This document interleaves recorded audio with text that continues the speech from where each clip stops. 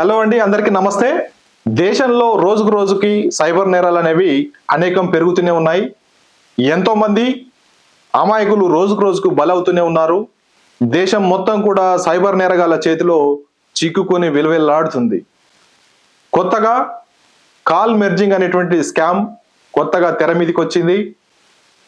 మరి ఇలాంటి సైబర్ నేరాల పట్ల ఎంతో అవగాహనతో ఉండాలి, ఎంతో అప్రమత్తంగా ఉండాలి అంటూ national payments corporation of India NPCI ఏదైతే ఉందో దాని అనుసంధానంగా నడిచేటువంటి యూపీఐ యూనిఫైడ్ పేమెంట్స్ ఇంటర్ఫేస్, దీని ద్వారానే మనం యూపీఐ ట్రాన్సాక్షన్స్ అనేవి చేస్తూ ఉంటాము.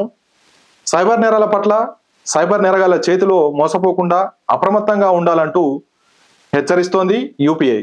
కాల్ మెర్జింగ్ స్కామ్ గురించి తెలుసుకోవే ముందు మన ఛానల్ని ఎవరైతే సబ్స్క్రైబ్ చేసుకోలేదో సబ్స్క్రైబ్ చేసుకొని పక్కన ఉన్న బెల్ ఐకాన్ని నొక్కి పెట్టుకోండి. ఎందుకంటే వీడియో పెట్టగానే మీ ముందుకు రావాలి కాబట్టి.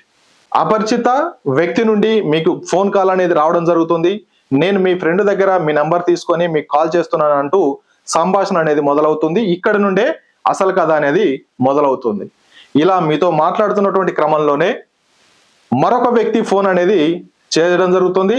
మీ ఫ్రెండ్ ఫోన్ చేస్తున్నాడు, మరి ఆ కాల్ని కూడా మెర్జ్ చేయమంటారా అని చెప్పి మిమ్మల్ని అడగడం జరుగుతుంది. మెర్జ్ అంటే మనం ఒకరి నుండి ఇంకొకరికి ఫోన్ కలిపేటప్పుడు మెర్జ్ చేయడం జరుగుతుంది, లేకపోతే దాన్ని కాన్ఫరెన్స్లోకి తీసుకోవడం జరుగుతుంది. అయితే ఈ మెర్జ్ కాల్ చేస్తూనే అవతల వ్యక్తిని ఎప్పుడైతే కాన్ఫరెన్స్లోకి తీసుకుంటాడో మీతో ఆ మాట్లాడేటువంటి వ్యక్తి బ్యాంకుకు సంబంధించినటువంటి ఓటీపీ కాల్ అనేది మీకు చేస్తూ ఓటీపీ మిమ్మల్ని అడగడం జరుగుతుంది.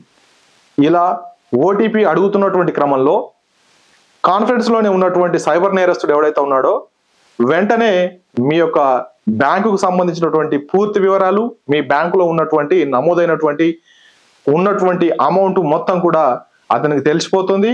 ఆ ఓటీపీ ద్వారాగా మన బ్యాంకులో ఉన్నటువంటి అమౌంట్ని లూటీ చేస్తూ ఎంతో మంది అమాయకుల్ని రోజుకు రోజుకు బలి చేస్తున్నారు. అప్రమత్తంగా ఉండాలి, అలాగే ఎంతో అవగాహనతో కూడా ఉండాలి. మరి ఇలాంటి మోసాల బారిన పడకుండా ఉండాలి అంటే, మెర్జ్ స్కామ్లకు గురి కాకుండా ఉండాలి అంటే మనం కొన్ని జాగ్రత్తలు అయితే తీసుకోవాల్సి ఉంటుంది. ఎవరైనా సరే అపరిచిత వ్యక్తుల నుండి మీకు ఫోన్ కాల్స్ వస్తే వాటికి స్పందించకండి. అలాగే ఒకవేళ మిస్డ్ కాల్కి మళ్ళీ మనం రిప్లై ఇవ్వాల్సి వస్తే అలాంటి ఇచ్చేటువంటి పరిస్థితి మీరు చేయొద్దు. మిస్డ్ కాల్ కదా అని చెప్పి తిరిగి కాల్ చేయకండి. మనం ఎప్పుడైతే మన ఓటీపీ వివరాలు అవతల వ్యక్తితో పంచుకున్నట్లు కనుక మీకు అనుమానం వస్తే వెంటనే మీ బ్యాంకు అధికారులకు ఇన్ఫర్మేషన్ ఇవ్వండి. మీ బ్యాంకులో జరిగేటువంటి లావాదేవీలని వాళ్ళు నిలిపివేయడం జరుగుతుంది. నేషనల్ సైబర్ సెక్యూరిటీకి సంబంధించినటువంటి హెల్ప్ లైన్ నెంబర్ 1930కి కాల్ చేసి మీ యొక్క వివరాలను నమోదు చేసుకోండి. జాగ్రత్త పడతారని ఆశిస్తూ థ్యాంక్ యూ ఫర్ వాచింగ్.